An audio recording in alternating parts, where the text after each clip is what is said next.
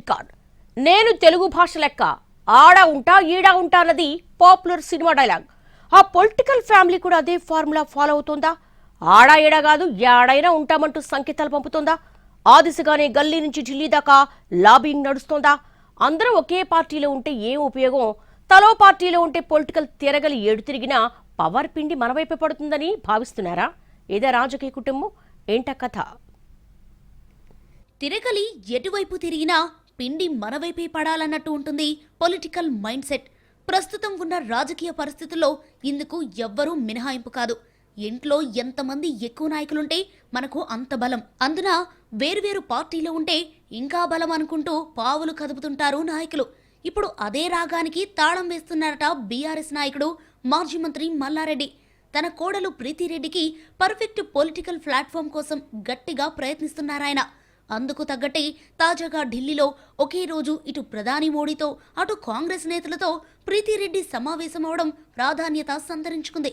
ఆమె బీజేపీలో చేరతారని ఇప్పటికే పెద్ద ఎత్తున ప్రచారం జరిగింది. గతంలో కేంద్ర మంత్రి బండి సంజయ్తో సమావేశమైనప్పుడు దీని గురించి ఎక్కువగా మాట్లాడుకున్నారు. రెండు వైపుల నుంచి ఎలాంటి రియాక్షన్ లేదు గాని అంతర్గతంగా ఏదో జరుగుతోందన్న అనుమానం మాత్రం రాజకీయ వర్గాల్లో అలాగే ఉండిపోయింది. ఈ అనుమానాల నడుమే తాజాగా ప్రీతిరెడ్డితో కలిసి ప్రధాని మోడీతో భేటీ అయ్యారు మల్లారెడ్డి. ఇది మర్యాదపూర్వక భేటీ అని పైకి చెబుతున్నప్పటికీ వెనకన బలమైన రాజకీయ సమీకరణాలు ఉన్నాయని చర్చ జరుగుతోంది. ఇది యాదృచ్ఛికం కాదని గట్టిగా నమ్ముతున్నాయి తెలంగాణ రాజకీయ వర్గాలు. కుటుంబ సభ్యుల రాజకీయ భవిష్యత్తు కోసం ఇటీవలే తీవ్రంగా ఆరాటపడుతున్నారు మల్లారెడ్డి. అందుకే ఈ మీటింగ్ని ప్రత్యేకంగా చూడాలంటున్నారు పరిశీలకులు.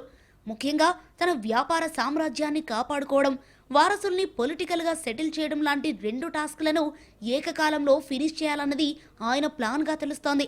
మల్లారెడ్డి కోడలు బీజేపీలో చేరతారని గతంలోనే ప్రచారం జరగడం, ఇప్పుడు డైరెక్ట్గా ప్రధానినే కలవటం లాంటివి చూస్తుంటే తదుపరి అడుగులపై క్లారిటీ వస్తున్నట్టే కనిపిస్తోందని అంటున్నారు పరిశీలకులు. తనకు పార్లమెంటుకు వెళ్లాలన్న కోరిక ఉందని గతంలో బహిరంగంగానే ప్రకటించారు ప్రీతిరెడ్డి. అందుకు తగ్గట్టి మల్కాజ్గిరి లేదంటే మరో కీలకమైన ఎంపీ సీట్ నుంచి ఆమెను నిలబెట్టే అవకాశం ఉందని అంటున్నారు. కోడలిని బీజేపీ తరపున బరిలో దింపి తన రాజకీయ అనుభవం, ఆర్థిక బలంతో గెలిపించాలన్న వ్యూహంతో మల్లారెడ్డి ఉన్నారన్న ప్రచారం సైతం జోరుగా జరుగుతోంది. తెలంగాణలో కాంగ్రెస్ అధికారంలోకి వచ్చాక మల్లారెడ్డి విద్యా సంస్థల్లో విస్తృత తనిఖీలు జరిగాయి. ప్రభుత్వ భూములు కబ్జా చేశారంటూ కొన్ని చోట్ల కూల్చివేతలు కూడా జరిగాయి. దాని నుంచి తట్టుకోవడానికి మల్లారెడ్డి అప్పట్లో కర్ణాటకలోకి కాంగ్రెస్ కీలక నేత ఒకరి దగ్గరికి పరుగులు పెట్టారన్న మాటలు సైతం వినిపించాయి.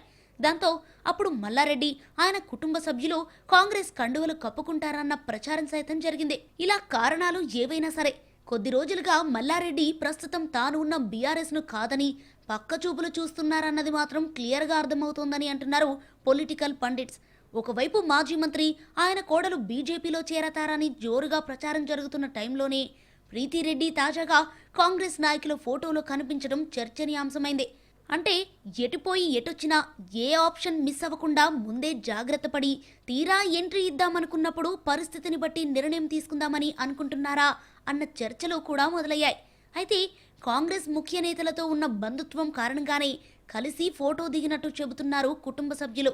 ఆ సంగతి ఎలా ఉన్నా ఈ రెండు పడవల ప్రయాణంతో మల్లారెడ్డి అనుచరగణంలో గందరగోళం పెరుగుతోందట. ఫైనల్గా అడుగులు ఎటువైపు పడుతోందో చూడాలి మరి.